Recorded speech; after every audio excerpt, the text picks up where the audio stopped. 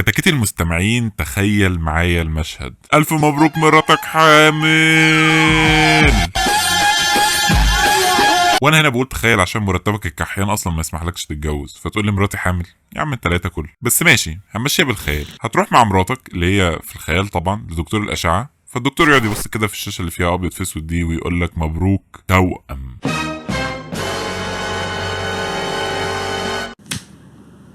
توأم؟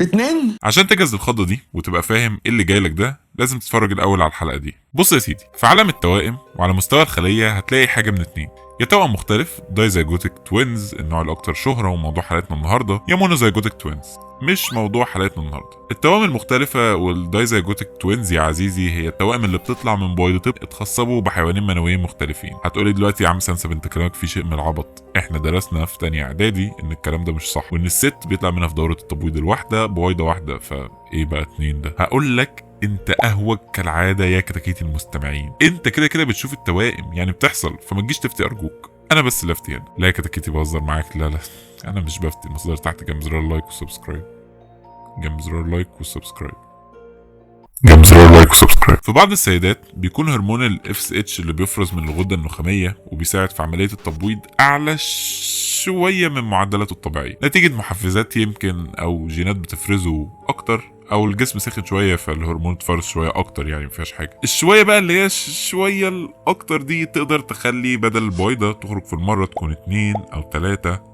أو 7 زي شروق مرات محمد شعبان، او روح شوف حلقه الدكتور عمرو الليثي بس بعد ما اخلص. في التوائم المختلفه الاجنه بيبقوا زي الاخوات العاديين، جيناتهم مختلفه، ده حاجه وده حاجه، والاختلاف ده احيانا بيودينا لظاهره غريبه جدا جدا جدا جدا جدا.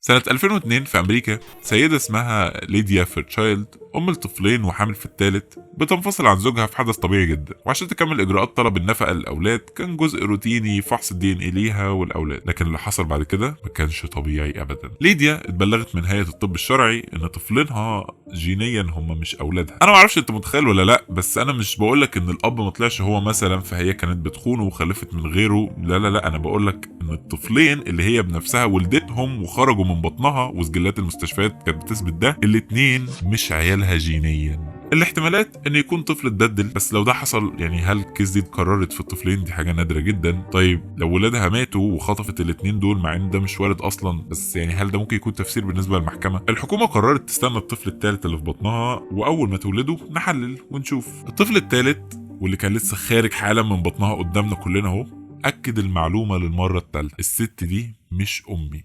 You are not the mother. طبعا يعني هي امه وام الاطفال التانية لانها ولدتهم، بس ايه بقى كل اللخبطه دي واحنا ليه مش فاهمين حاجه؟ في الميثولوجيا الإغريقية كان عندهم وحش بينفث النيران ويرهب الأعداء ويدمر المش عارف زي عادتهم. يعني الوحش ده كان مزيج من 3 حيوانات مختلفة: راس وجسم أسد متداخل مع راس معزة وديل تعبان.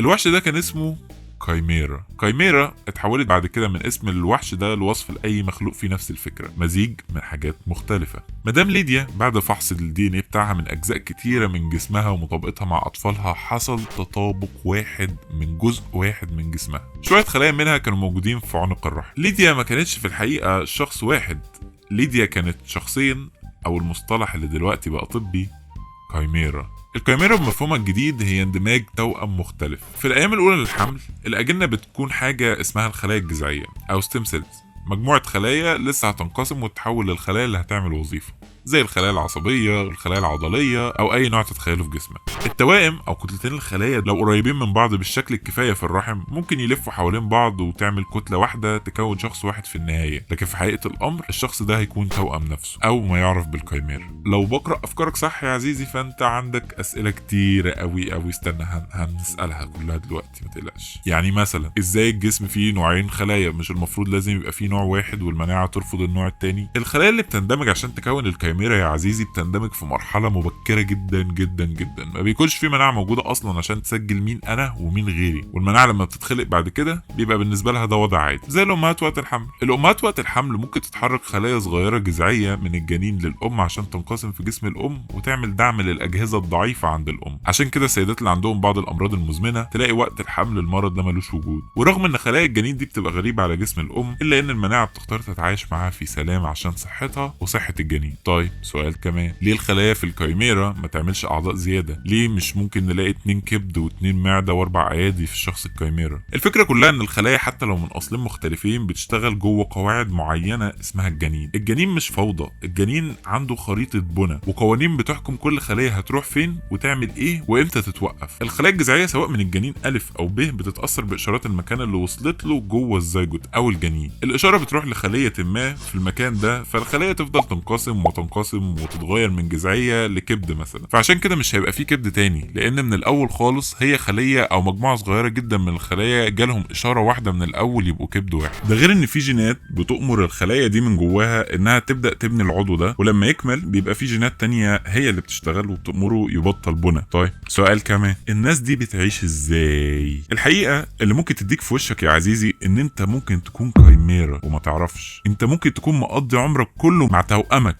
لكن ما حصلكش موقف زي ليديا تعرف فيه ان في حاجه زي كده اصلا، فهم بيعيشوا منتهى العادي زيك، او ممكن تكون في علامات ظاهره عليهم بس ده نادر شويه، يعني مثلا الوان مختلفه في الجلد او لونين مختلفين بين عينيه او اي صفه ظاهره، لكن ده برضو مش بالضروره كايميرا. في النهايه يا عزيزي التوأم بكل اشكالهم متطابق او مختلف او حتى كايميرا بيخلونا نقع قدام سؤال مهم جدا جدا جدا، ايه هي الانا؟ هل انا هي الوعي والادراك حتى لو انا متكون من نوعين خلايا مختلفين في جيناتهم، ولا انا الجينات فبكده اكون انا حاجه واخويا اللي شايله في اعضائي لو انا كايميرا ده حاجه تانية؟ هل ده يخليني كده مش مكتمل اصلا؟ وهل كوني مكون من نوعين من خلايا مختلفين بجينات مختلفه يبرر لي اني اكون مش متفق مع نفسي؟ اسئله كتيره جدا بتفتح ابواب لسؤال غريب جدا جدا جدا، ان دي الحاله لو انا واحد وجوايا نوعين جينات مختلفة. طيب لو انا بقى 2 بني ادمين مختلفين بس فيهم جينات واحدة زي مثلا التوأم المتماثل او المونوزيجوتيك توينز، هل ده يخليني انا واخويا انا وهو وانا هو؟ ما ترسلوش يا مصطفى، هو بقى حلو خلاص. استنوا بقى اجابه السؤال الملخفن ده باسهل اصعب اجابه في العالم كله الحلقه الجايه. انا كده خلصت النهارده، شكرا انكم كملتوا لحد هنا. ما تنسوش تعملوا لايك لو عجبكم الفيديو، وشير مع اي حد عنده توأم او شك انه باي بولر وبيتصرف تصرفات 2 مش 1، وسبسكرايب عشان اعمل فلوس من سبسكرايب عشان تشوفوا الفيديو الجاي اللي هو اجابه سؤال النهارده. وبس كده، سلام.